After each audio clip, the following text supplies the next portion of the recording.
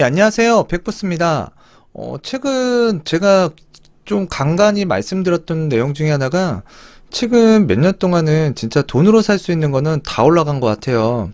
자, 특히 이제 부동산과 관련해서 제가 이야기를 많이 드리는데, 자, 부동산 많이 올라왔어요. 너무 많이 올라가다 보니까 사실 겁도 난다 제가 말씀을 드렸는데, 지금 이렇게 집값이 올라가다 보니까 정부에서 또 집값을 누르기 위한 대책들이 지금 계속 쏟아졌죠. 자, 근데 부동산만 올라간 게 아니라 비트코인, 그리고 또 주식도 굉장히 많이 올라왔고, 또 그러다 보니까 지금 사람들이, 장기적으로는 하락할 거다. 자, 이 얘기 반은 맞고 반은 틀려요. 상승이 있으면 하락도 있고, 하락이 있으면 상승도 있겠죠. 근데 지금 이게 상승세가 꺾이기가 좀 쉽지 않은 지금 현재 상황이라고 보여지는데요. 자, 모든 변수들은 있어요. 근데 이제 이런 것들을 우리가 슬기롭게 헤쳐나가기 위해서는, 자, 여러분들께서 무리한 투자 하실 필요는 없고요. 다주택자, 1주택자, 무주택자. 자, 자기 본인의 그 포지셔닝을 잘 정하셔가지고, 지금 앞으로 위기가 오더라도 좀 대응할 수 있게끔 여러분들께서 현금, 이 플로우를 좀 유연하게 만드실 필요가 있을 것 같아요. 자, 제가 오늘 기사를 읽어보다가 좀 괜찮은 내용이 있는데 이 기사는 제가 링크를 걸어 드릴게요. 한번 읽어보셨으면 좋겠고요. 자, 이건 주식과 관련된 내용인데 억만장자 투자가의 조언. 그래서 이제 강세장은 비명이 아닌 신음을 내면서 죽는다라는 기사가 있었는데요. 피셔 인베스트먼트 회장의 이제 글로벌 투자 전략인데, 자, 낙관론이 쏟아질 때가 강세장 끝나가는 신호다. 자, 그래서 이제 이런 내용이 있거든요. 그래서 이제 항상 낙관론일 때 좀 여러분들께서 또 조심할 필요도 있다. 자, 이런 거는 좀 기억을 해 두시면서 시장을 좀 바라보셨으면 좋겠습니다. 자, 경실련에서 오늘도 팩트를 날려버렸는데요. 굉장히 그 팩트가 굉장히 세요. 이 경실련에서 이 발표하는 내용들이. 자, 경실련 문재인 정부 장기 공공주택 85%는 가짜다. 굉장히 세게 얘기를 하고 있는데요. 32만 호 중 28만 호는 주거 안정과 거리가 멀다. 자, 매입 임대 그리고 행복주택, 분양전환, 공공주택은 아니다. 이제 경실련에서 그 장기 공공주택 보유 현황 실태 분석 발표 기자회견 그 모습이 담긴 사진이고요. 문재인 정부에서 내놓은 장기 공공주택 32만 호 중 상당수는 무늬만 공공주택이라는 주장이 제기됐다. 경실련 25일 그 기자회견을 열고 문재인 정부에서 공급된 공공주택의 85%는 가짜, 짝퉁주택이다. 주택도 짝퉁이 있나 봐요.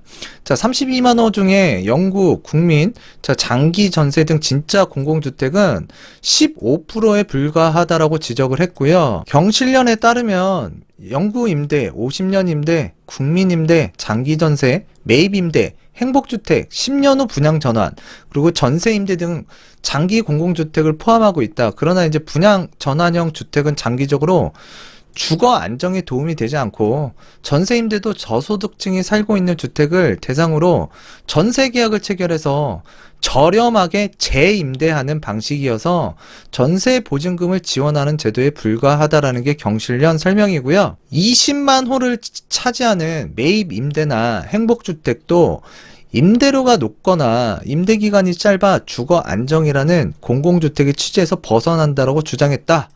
그래서 이제 비용이 좀 비싸다. 경실련 측은 행복주택은 임대기간이 6에서 10년에 불과하고 일부는 국민 임대보다도 임대료가 월등히 높다며 매입 임대처럼 국민이 소유한 주택을 세금으로 공공이 비싼 값에 매입하는 행위는 납득하기가 어렵고, 자, 이 내용은 계속 몇 번 얘기했어요. 여기 경실련에서 오히려 집값 상승을 부추길 수 있다라고 지적했다. 그래서 이제 세금으로 이제 공공에서 이 민간 주택을 사들여 가지고 그 임대를 하는 거죠. 그러다 보면은 이 시중에 민간 주택 지금 기존의 재고 주택이 부족해서 가격이 올라간다라는 얘기 많이 들어보셨죠?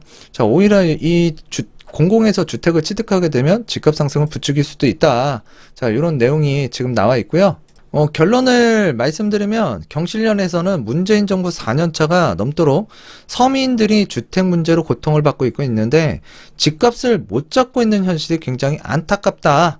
그래서 이제 고장난 공급 정책을 획기적으로 개선해야 된다라고 강조를 했습니다. 지금 뭐 문재인 정부에서 공급을 굉장히 많이 하고 있죠. 자, 그런데 이제 마음에 안 드는 거죠. 그리고 이제 이 부분에 대해서도 대부분 굉장히 우려하고 있거나 또는 지금 당장의 집값, 이 불안정한 전월세 시장, 자, 잡기 어렵다라고 지금 얘기들이 많은데 정부에서만 그거를 좀 모르는 것 같아요. 지금 당장 이 전월세 시장이나 매매 가격을 좀 잡아줄 수 있는 정책이 필요하다라고 저도 계속 말을 하고 있는데 지금 정부만 모르는 건지 참 이해가 안 가고 있어요. 지금 그 문재인 정부에서 이 수요 억제 책을 쓰다가 지금 최근에 기조를 바꿔서 변화를 줬죠. 자, 그렇게 주택 공급 부족하지 않다. 충분하다라고 얘기를 했지만, 대규모 공급 정책으로 지금 변환을 해서 지금 신규 택지도 개발을 많이 하고 있고요. 또 도심 속에서도 공급을 하겠다 연일 발표를 하고 있는데, 자, 주택 수요 억누르다 정권 말기에 공급 대방출. 그래서 노무현 정부 때와 판박이다. 그러다 보니까 이제 노무현 정부 때도 이제 수요 억제책을 펼치다가 마지막에 이제 그 공급 정책 대규모로 이제 그 발표를 했잖아요. 그래서 이제 신규 공공택지 추진 계획 전격 발표하고, 자, 그렇지만 이제 이사 대책 여론 그렇게 썩 좋지만은 않았죠. 그래서 이제 싸늘하자 일단 국토부나 이 정부에서 굉장히 조급해진 것 같다. 자, 그러다 보니까 이 변창흠 국토교통부 장관이 현재 이 방송이라든가 언론에 나와서 인터뷰할 때, 자, 무리해서 집 살 때가 아니다라고 지금 얘기를 하고 있어요. 제가 항상 말씀드리지만, 자, 하락장이든 상승장이든, 자, 본인의 그 체력에 맞게끔 이 레버리지를 일으켜야지 무리해서 사는 거는 아닙니다. 집이라는 건 목돈이 들어가고 큰 돈이 들어가기 때문에 감당하지 못할 이 대출 또는 이제 레버리지를 어디선가 일으킨다 그러면 사실 이 경제 위기라든가 또는 본인의 가계 사정에 문제가 발생이 됐을 때에는 사실 망조로 갈 수밖에 없겠죠. 그래서 절대로 무리해서 사면 안 된다. 자, 요 말에는 저도 동의를 하는데요. 지금 정부 정책에 의해서 지금 아직까지도 수요 억제책은 유효하게 움직이고 있고 사실 집 사기 조금 어려워졌잖아요. 뭐 자금 조달 계획서도 내야지, 증빙서류도 내야지. 또 최근에 뉴스를 보니까 징여세를 내고도 자, 그 아버지가 세무조사를 받았는데 자, 7억 원이나 지금 뭐 이렇게 세금 추징을 당했다고 해요. 자, 그래서 이제 이 세무사 그 협회에서도 뭐 이와 관련해서 지금 사례가 지금 각 그 세무사에게 전달이 됐다라고 하는데요. 하여튼 지금 굉장히 여러분들 조심하게 움직이셔야 돼요. 예, 조심히 움직이셔야 될 것 같고, 지금 하여튼 집 사는 것도 무리하게 사게 되면 타겟이 될 수도 있다. 자, 이런 거를 좀 기억해 주셨으면 좋겠고, 기사 검색해 보시면 나올 겁니다. 자, 그와 관련해서 궁금하신 분들은 기사 검색 한번 해보시고요. 시장에서는 문재인 정부의 부동산 대책 과거 노무현 정부 때와 판박이라는 지적이 나온다. 뭐 똑같잖아요. 이거 정책적으로 지금 거의 비슷하게 나왔고요. 흘러갔고. 또 시장의 반응도 지난 4년을 돌이켜보면 이 노무현 정부 때 그 부동산 시장과 좀 유사하게 갔어요. 그래서 이제 정권 초기 때 이거 노무현 정권 시즌2다라는 얘기도 있었죠. 자, 주택 수요 억제에 집중하다 보니까 정권 말에 장기적 계획 없이 대규모 공급에 나서는 것을 두고서다. 김덕래 주택산업연구원 주택연구실장은 수요와 공급을 고려해서 장기적으로 로드맵을 갖추고 공급 계획이 나와야 되는데 그렇지 못한 상황이 가장 아쉽다. 자, 그러니까 지금 좀 무분별하게 나오는 거 아니냐라고 이제 빗대는 것 같은데요. 지금 주택 공급 숫자에만 포커스가 좀 맞춰져 있지, 지금 뭐 주거에 대한 질이라든가, 뭐 교통에 관한 사항이라든가, 환경에 관한 사항, 뭐 그 다음에 일조권에 관한 사항, 경관에 관한 사항, 그 다음에 이제 교통, 대책에 관한 사항이라든가, 또는 이제 그 아이들 교육에 관한 내용은 지금 뭐 구체적으로 나온 게 없어요. 그래서 사실 지금 이 도심권에서 공급하겠다라는 이 지금 주택 그 후보지 같은 경우에는 사실 지금 난항을 좀 겪고 있고요. 이 토지보상금, 그래서 택지개발지도 지금 상당히 보상과 관련해서 난항을 겪고 있는데, 지금 하여튼 시장에서 굉장히 우려를 하고 있죠. 그리고 지금 시장에서 또 뇌관으로 또 생각하고 있는 게 그 바로 이제 그 토지 보상 얘기예요. 그래서 이제 요번에 지정된 광명 시흥 같은 경우에도 2010년도에 보금자리로 지정됐을 당시 토지 보상 추정액이 8조 8천억 원에 달했었는데 지금 땅값은 많이 올랐죠. 그래서 아마도 10조 원은 훌쩍 넘어갈 거라 보여지는데요. 지금 기존에 이 정해진 그 3기 신도시 후보지들 이거 자금들이 이제 풀릴 텐데 그것도 이제 시장에 돌아다니는 유동성 자금으로 이제 포함이 되게 되면 또 이게 내관이 될 수도 있다라고 또 생각이 들어요. 자, 오늘 뉴스의 이제 하이라이트는 이거라고 보시면 돼요. 자, 공공 재건축 아파트값 2배 뛴다. 자, 국토부가 내민 황당 근거. 자, 집값 비정상적인 급등이라고 지금 계속 연일 발표를 하고 있죠. 자, 그런데 국토교통부에서 시뮬레이션을 돌렸습니다. 그런데 이제 시뮬레이션을 돌릴 때 연 5%에서 6%그 상승을 7년간 상승한다라는 가정하에 이 시뮬레이션을 돌렸고 그 보고서를 이제 이 발표를 했는데요. 그 공기업에 재건축을 맡기면 15억 원 아파트 시세가 30억 원으로 뛴답니다. 이거 어마어마한 거죠. 예. 그래서 국토부가 이달 2월 그러니까 이사 대책 그러니까 부동산 대책에서 새로 내놓은 공공 직접 시행 재건축이 집값을 2배로 뛰게 만든다라는 시뮬레이션 결과를 내놨다. 이걸 내놨습니다. 그래서 한번 읽어보도록 하겠는데요. 자, 정부 스스로가 비정상적인 급등이라고 평가한 최근 몇 년 동안 집값 많이 올라왔잖아요. 자, 그런데 앞으로의 집값 오름폭이 더 클 것이라고, 가정에 바탕한 그 자료 시뮬레이션 결과를 내놨는데요. 자, 집값 안정이 지상 목표라면서 공공사업의 장점을 부각시키려고, 지금 뭘 부각시키려고요? 공공사업의 장점을 부각시키기 위해서 로또 당첨급 수익성을 제시하는 건 모순적인 행태라고 지금 지적이 나왔다. 자, 25일 강준현 더불어민주당이에요. 더불어민주당 의원실이 국토교통부로부터 제출받은 자료에 따르면 국토부는 14억 4,700만 원이던 아파트 시세가 공공 직접 시행 후 재건축 후 30억 2,700만 원으로 오를 것이라고 추정을 했다.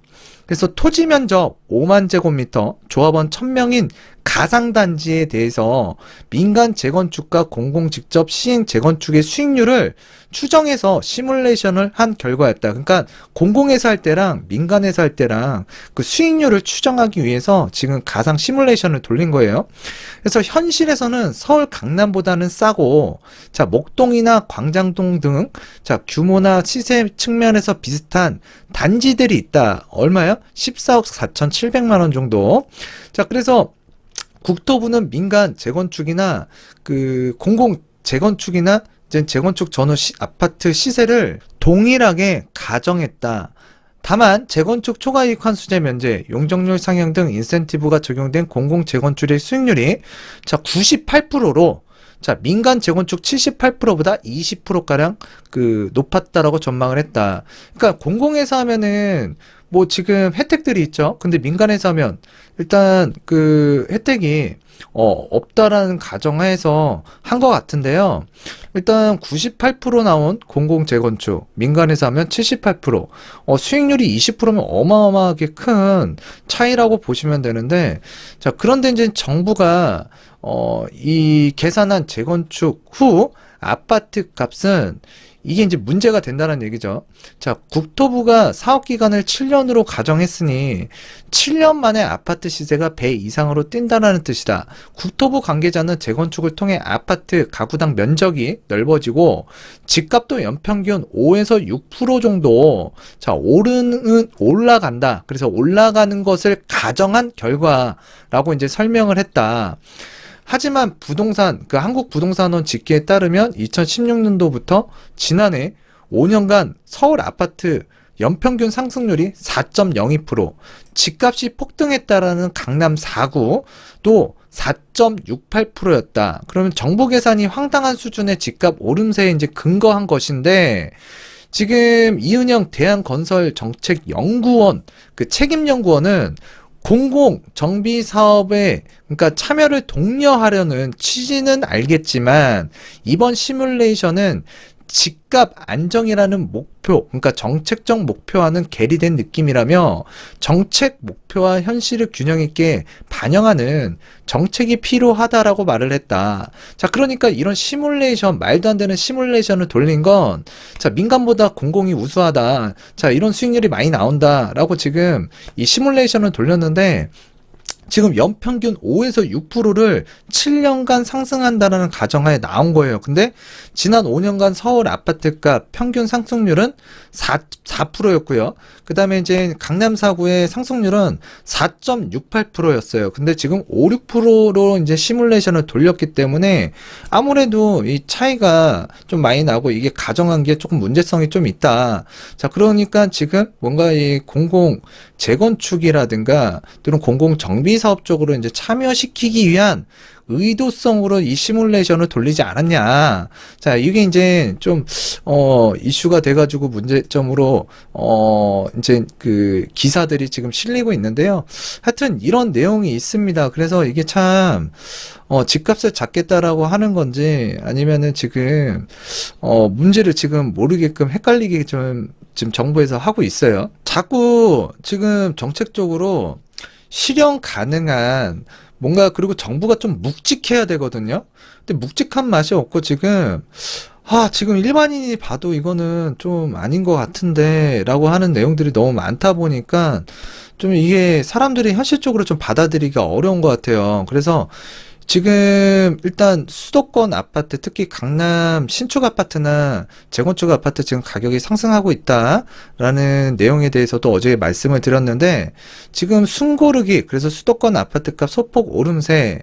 근데 이제 광명시흥지구는 발표 직전부터 부동산원 그 주간 통계 자료를 보게 되면 시흥은 0.64%, 광명은 0.43%. 그래서 제가 그 주간 매매 가격 통양 한 번씩 살펴봤죠. 자, 그때마다 이제 시흥시 예사롭지 않다. 그리고 광명도 한동안 좀 숨죽여 있었는데 지금 최근에 좀 상승세가 또 강해지는 모습이 나타나고 있다. 자, 그래서 이제 신규 택지 발표 전에 시장은 이미 움직였다. 자, 그래서 광명 시흥 아파트가 큰 폭으로 상승하고 있는데, 자, 이번에 3기 신도시 광명 시흥지구 지정을 했죠. 그래서 이제 선안권 일대 집값을 잡기 위한 택지지구를 이제 발표를 했는데, 제가 이 택지지구 발표가 됐을 때 신문사 기자님들하고 몇 분하고 이제 통화가 됐어요. 그래서 전화가 오셔가지고 저한테 좀 물어보셨는데, 그대로 지금 나온 것 같아요. 그대로. 예. 이게 지금 당장 아파트가 공급되는 건 아니고요. 그런데 지금 여기에 교통망이라든가 이런 호재 앞으로 또 발표가 될 거거든요. 자, 그런데 이제 또 지금 여기는 정비 사업장이 많아서 지금 다른 지역들도 전세난이 심각했다라고 하지만 광명 같은 경우에는 더더욱 심했다라고 보시면 돼요. 근데 지금 사실 겨울철에 이 전세 물량도 조금 늘어나고 광명 16구역에 그 아크폴의 자이 위브라든가 이런 그 아파트들이 이제 입주를 하면서 이 전세 물량이 조금 누적되어 있었고요.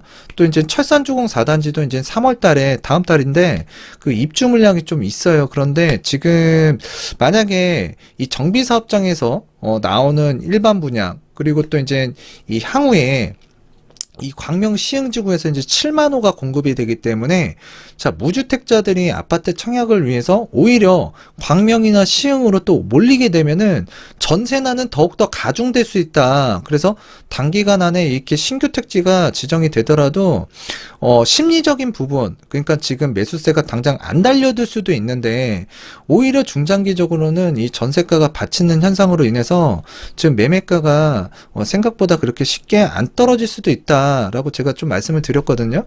자, 그랬을 때 지금 광명 시흥 7만호 나비 효과, 쌓여가던 전세 곧 동나겠어요. 그래서 지금 전세 문의도 굉장히 지금 중개업소마다 이 시흥시나 광명시에 좀 전화가 오는 것 같고요.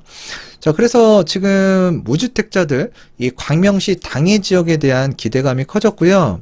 자, 전세 구입, 자, 미루고, 그러니까 주택 구입을 미루고 전세 살겠다. 자, 전세값 이제 폭등 조짐이 조금 이제 보이기 시작하는 거죠. 제가 말씀드렸던 것처럼, 자, 어저께도 제가 말씀을 드렸어요. 이 부분에 대해서. 좀 전에 말씀드렸던 부분들. 자, 그리고 이제 철산주공 재건축 단지들은 일단 그 우려는 하고는 있는데, 우리는 민간 브랜드라 연관이 없다. 영향이 없다. 또 광명 뉴타운 같은 경우에도 이제 광명 10구역, 광명 2구역 이제 일반 분양에 곧 나서게 될 텐데, 자, 여기 같은 경우에도 조금 일부 조합원들 같은 경우에도 좀 약간 걱정을 하시는 분들이 있는데, 자, 이제 조합 관계자들은 일단 교통 등 인프라가 확충되고 이거 호재다. 자, 그렇게 또 보는 사람들이 있다는 얘기예요. 근데 이거는 확실한 건 호재라고 보여져요. 한마디로 말씀을 드리면 지금 시장 자체가 굉장히 혼란스럽다. 자, 이게 맞는 것 같아요. 그래서 정부에서 공급 의지는 저는 긍정적이지만 실제 분양 시기는 좀 늦춰질 가능성도 높은 게 사실이고요. 좀 그게 이제 현실적으로 맞는 것 같아요. 그래서 공급 시기가 만약에 또 늦춰진다고 한다면 현재의 부동산 시장 단기적인 플랜 없잖아요. 그래서 이제 부동산 시장의 불안이 좀 해결되기 어렵고 이 기간이 조금 늘어날 수 있다. 그래서 이제 오히려 부동산 안정기, 그러니까 언젠가는 이 계획대로만 간다 그러면 물량이 굉장히 많이 나오는 시점이 있잖아요. 그래서 제가 이 시기에 관한 부분이 있잖아요. 시점에 관한 사항, 그거를 여러분들께서 잘 판단을 하셔야 된다라고 제가 말씀을 드렸는데, 하여튼 안정기에 이제 물량이 대거 풀리면 또 이게 반대로 미스매치가 발생이 되면서 또 이제 또 그때 상황에 맞게끔 또 우려할 부분들이 또 나올 수가 있거든요. 그래서 부동산 시장이 지금 공공에서 너무 개입을 많이 하다 보니까 일단 민간 제껴놓고 많이 가고 있잖아요. 그래서 민간에서 공급하는 부분이 좀 더디게 가고 이제 공급에서 부분은 정부에서 다 하겠다라고 하니까 굉장히 지금 혼란스럽습니다. 그래서 단기적으로는 상승폭은 줄어들 수는 있어도 일단 하락으로 뭐 급격하게 폭락을 한다든지 그런 부분은 좀 이어지기는 좀 어려울 것 같다라고 생각이 됩니다. 하여튼 정부에서 하는 거 지켜보자고요. 그리고 각자 알아서 자, 여러분들이 내가 필요한 집, 자, 내가 청약을 기다릴 건지 아니면 내가 좀 가성비, 그러니까 좀 더 저렴한 주택을 찾아 나서서 지금 그래도 또 무리하시면 안 되잖아요. 그래서 그런 주택을 찾기 위해서 또 내가 분주하게 시장을 돌아다닐 것인지 좀 결정을 하셔야 될 것 같습니다. 자, 하여튼 오늘은 이쯤에서 마치도록 하겠고요. 예, 감사합니다.